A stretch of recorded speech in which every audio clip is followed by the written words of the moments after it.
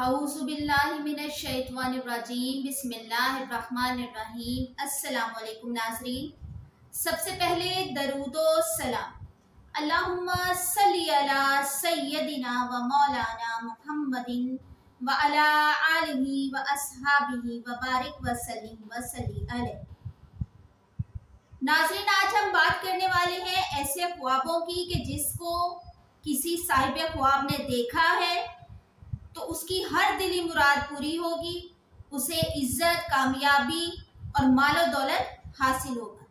अगर साहिब ख्वाब ने देखा है बारिश होते हुए और बारिश धीमी हो रही हो, नॉर्मल हो रही हो, तो नेक फाल है, बेहतर हो और हर काम में फायदा हो।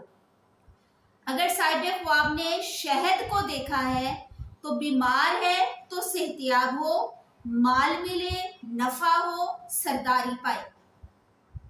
रोटी देखी है अगर ख्वाब में, रोटियां बहुत सारी तादाद में देखी हैं या एक रोटी देखी है, तो आपका जिंदगी का जो भी मकसद है आपको उसमें कामयाबी मिलने की ताबीर है।